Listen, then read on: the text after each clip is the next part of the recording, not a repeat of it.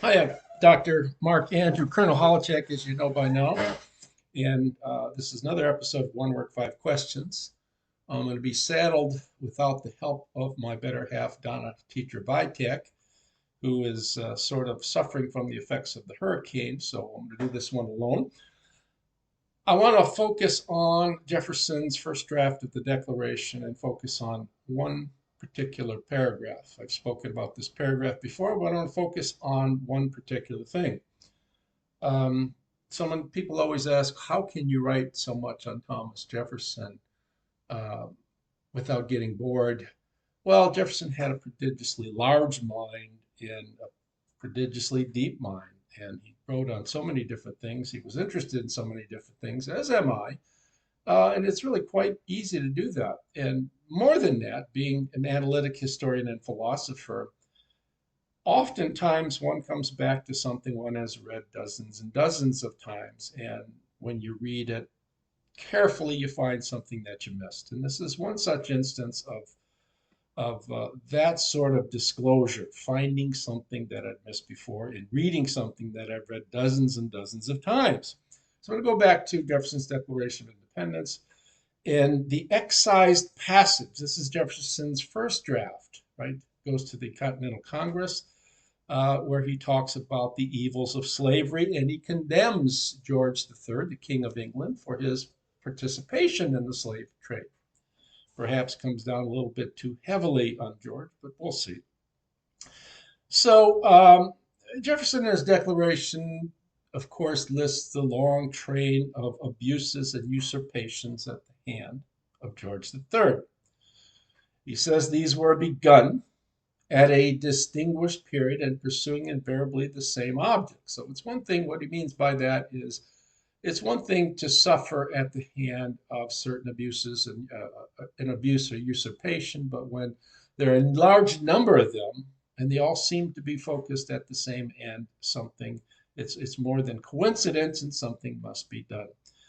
It winds up being, as Jefferson says, a use of the arbitrary power of George III.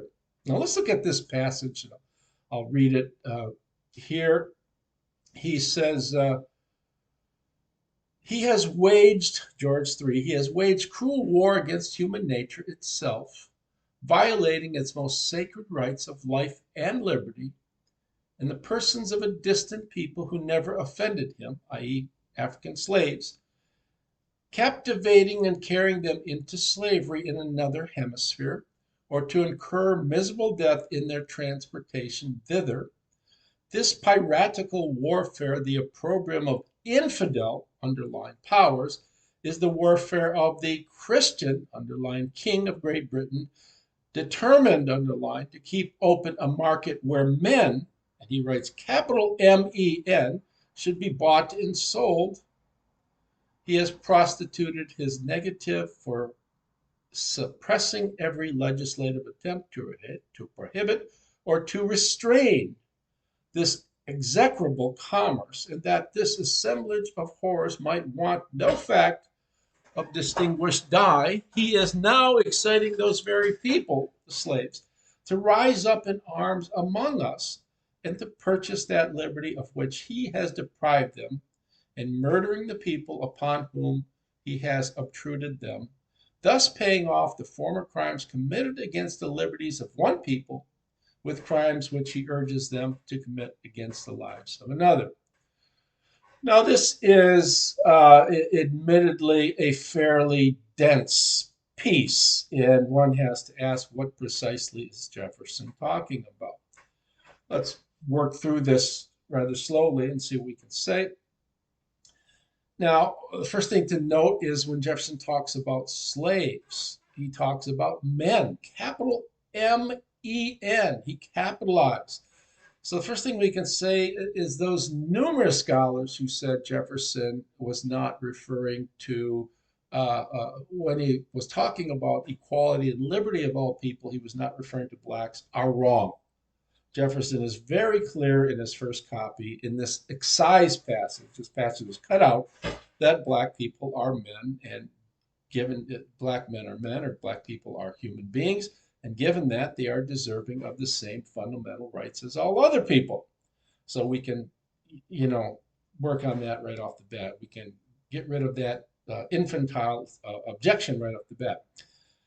Second, there is the religious tartuffery, the tartuffery, religious hypocrisy of which Jefferson accuses King George, right?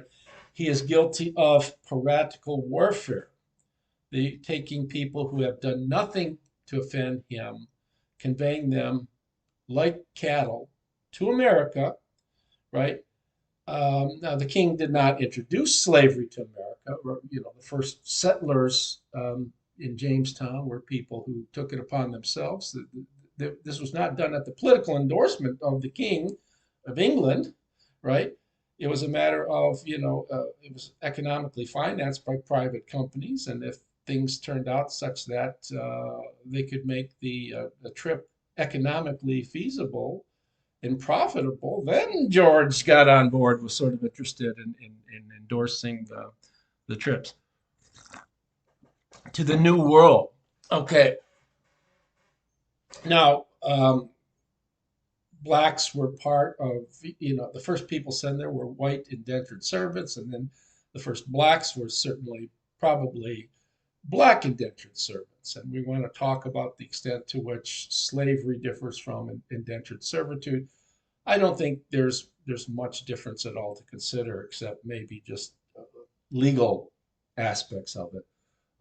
Indentured servant had no Any indentured servant had no say with respect vis-a-vis his personhood, right? And the same with the slave.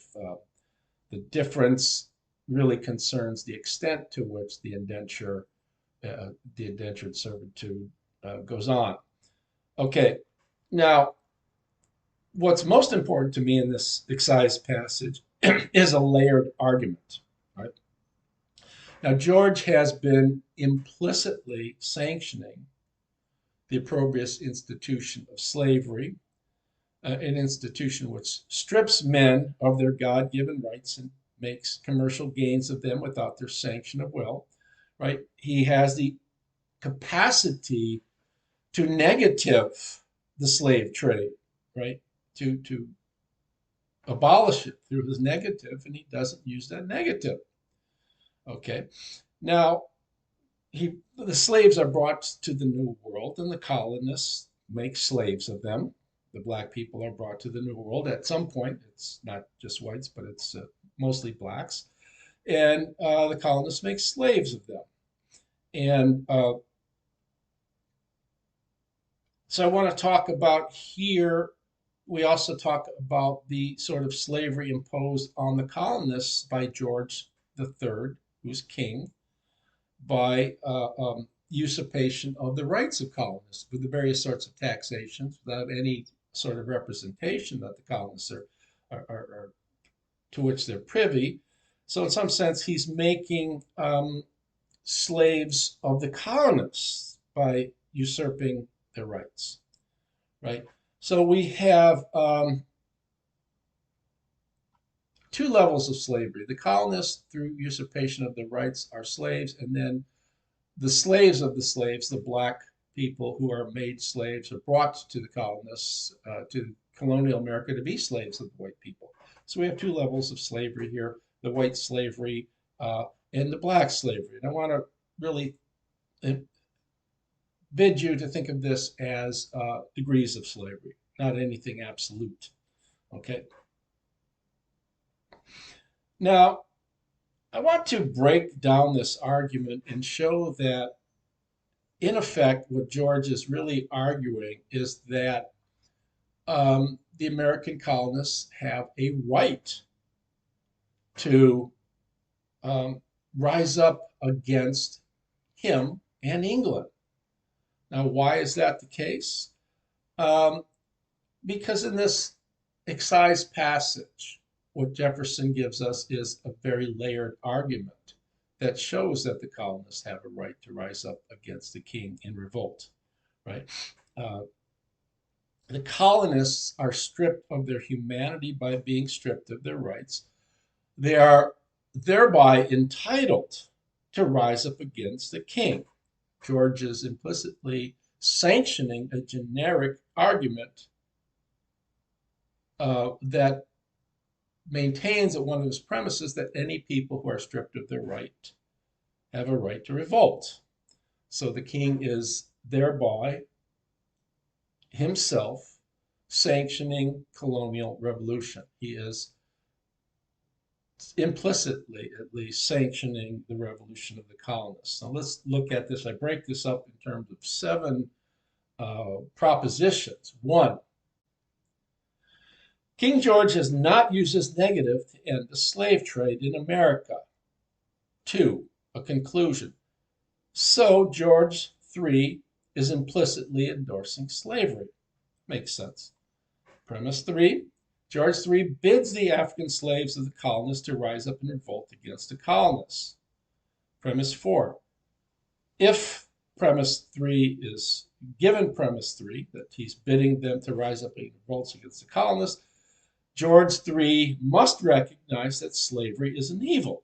That seems reasonable. Why are you going to rise up against the colonists? Because being slaves, that's not a good thing. It's a bad thing. It follows, claim 5, George III recognized that slavery is an evil. Okay. Claim 6, George III has slowly made slaves of the colonists by stripping them of their rights. Claim 7, a conclusion, so George III cannot object to the American colonists rising up in revolt against him in England. That follows from conclusion 5, that slavery is an evil, and he's made slave of the colonists. If that's the case, then they have a right to rise up against him in England. It follows that George III, in asking black slaves to rise up and revolt against American colonists, is implicitly enjoining, he's bidding American colonists to rise up in revolt of him in England. Now, this is something a disclosure I've made when you read carefully this passage and you realize that, there's the Tartuffery of George III. And this is not exculpating colonial Americans from their role in the slave trade as well, from accepting the slaves, putting them to work, and so forth. But it's just focusing on one aspect. It's focusing on George III, King George's part in the slave trade here. And it's intended to show that he is strangely, really implicitly endorsing the American Revolution. And I think that's a pretty remarkable discovery as far as I'm concerned.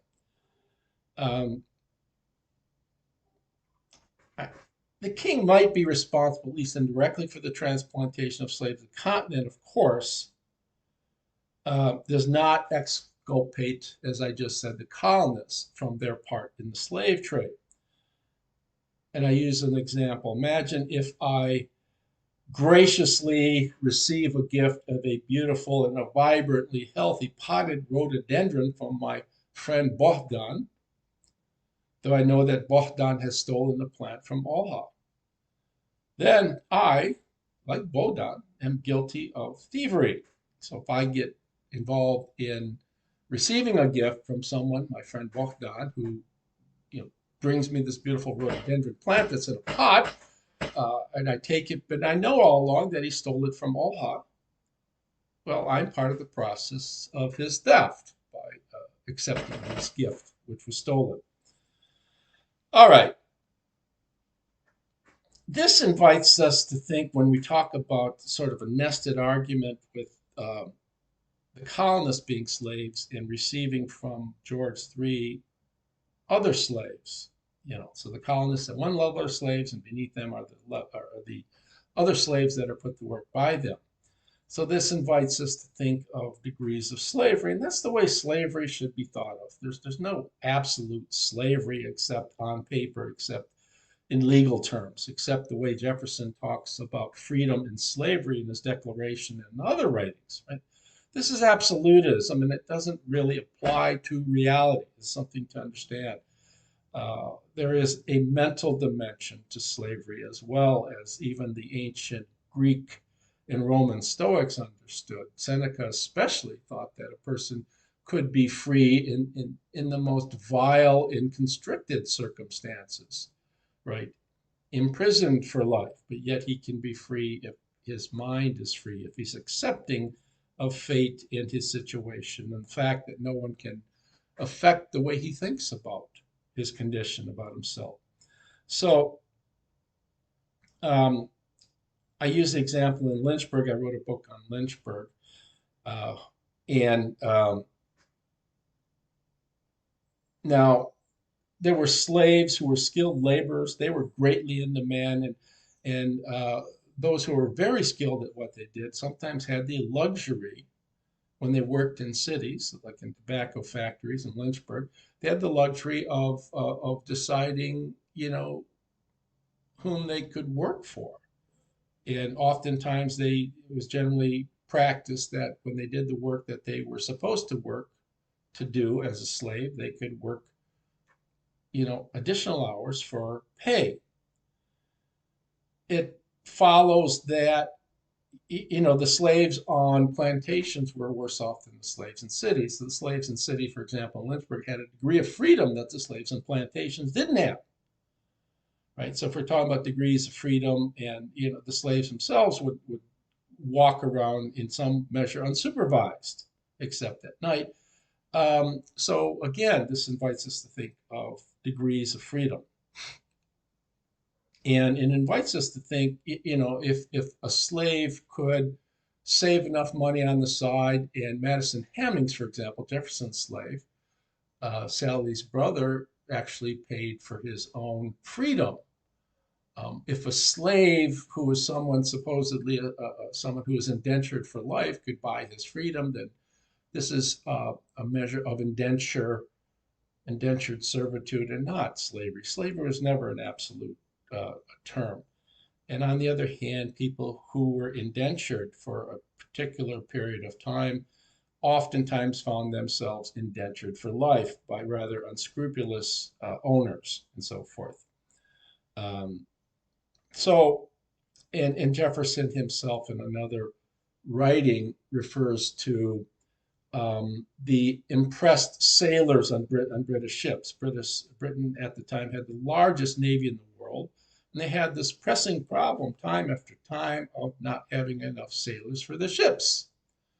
So they practiced what's called impressment. They would go in and grab people and force them to serve in the British Navy. Sometimes they would stop, for example, an American ship and claim that they were British deserters on the ship when there weren't, and take certain soldiers and sailors from the American ship and impress them to labor as sailors on the British ships. Jefferson argues that this is a situation much worse than slavery as practiced in colonial America, because these men are stolen, put on British ships, sometimes, and sail thousands of miles away from their home, family, and friends. So they're not even around family and friends, and they're forced to work at labor they do not willfully endorse. So I bid you to think of slavery as an institution that is a matter of degrees, not an absolute condition. Now, I want to go back to this passage that's excised. I want to say, the length and placement of the passage is astonishing. It comes after some 24, whatever. Uh, Many of the claims, many of the objections that Jefferson has against George III are compound claims. So there are probably around 24 different objections to complaints of Jefferson lists against King George III. This is put last. And in psychological terminology, this is important. There's the recency and primacy effects. Namely, say if I'm going for a job interview and I go first or last, I have a greater probability, assuming I do a decent job in the interview, of getting the job. Because people tend to remember the first in a series and then the last in a series, tend to make the greatest impression. Jefferson puts this last, it is the longest passage, the longest complaint, right, that he has. There are 168 words in the passage. Nothing else, no other complaint comes near to it in length. So the placement, number one, of the passage is significant. The length of the passage, Jefferson has something to get off his mind. Slavery is an evil institution. And here he's blaming George for his part, right? George's tartuffery, claiming that slavery is a vile, understanding it's a vile institution, yet not using his negative, right, to end the slave trade, to end the transport of slaves to the New World. And more than that, for asking, as Jefferson notes here, black slaves or slaves of any sort to rise up against their owners and join the British in the American Revolution, right? The idea being, what's the justification for rising up is that you're being treated like slaves. You are treated less than human beings.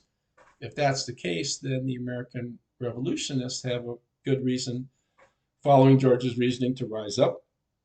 They're being treated like slaves.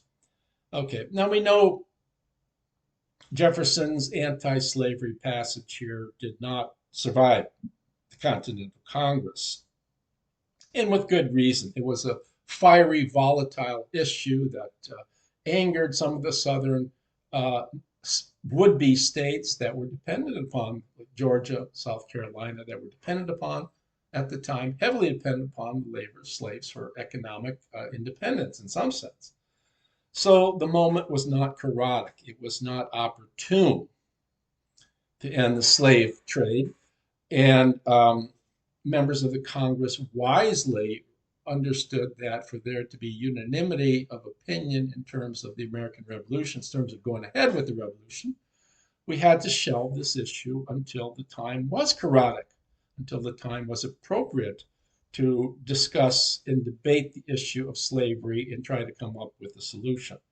So now Jefferson himself expressed contempt that the issue of slavery was excised, that his lengthy passage did not make it in the Declaration of Independence.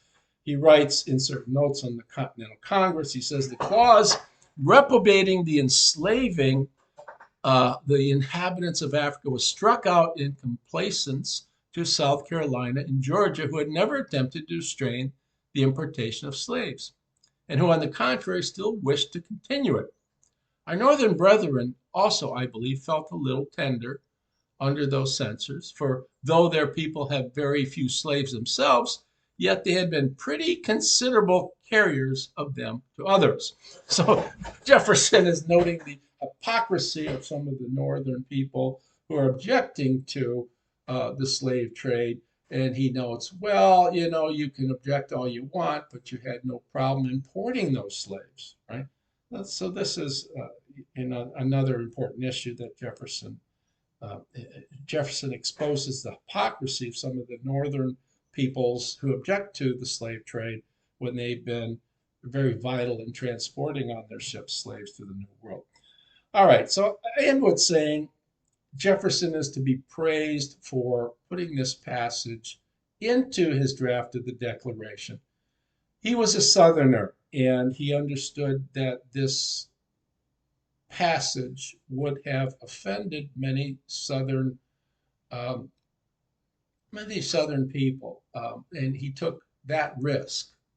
He was willing to offend people by expressing his anti-slavery views, and Jefferson was a Southerner, of course, from Virginia. So he was sticking out his neck, as it were, putting himself at odds with a lot of people in the South who did not want to see slavery ended, at least at this moment in time. Now, the passage did reach the hands of other people in the Continental Congress, and it showed quite clearly that Jefferson was anti-slavery very early on in his political career.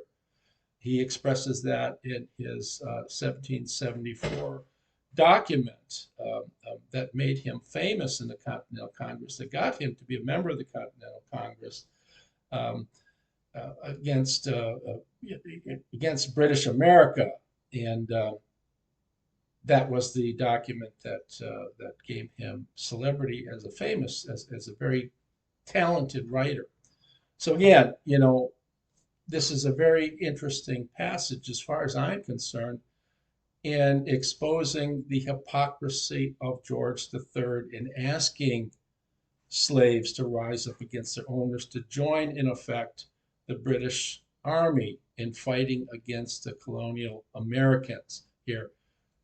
Jefferson notes the hypocrisy. If American colonists are being treated like slaves, George is asking the slaves to rise up against the colonists because they've been the slaves of the colonists. Well, the colonists are slaves of the king and British people in general.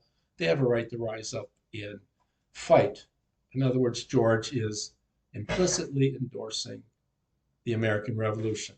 All right, I hope you had that. I hope the reason wasn't too tortuously confusing here. We'll do it again. We're going to the show with Dr. Garrett Ward Shelton from UVA Wise is going to be delayed because he was suffering from the ill effects of the hurricane. Power was out. He phoned me to let me know we're going to delay it, so we'll do that sometime this coming week, probably on a Thursday. And so we'll have our interview with Dr. Garrett Ward Shelton, who wrote a very well-received book on Jefferson's political philosophy, and have two shows on that and talk about that. And for now, I say TTFN, ta-ta for now. We'll do this on another occasion.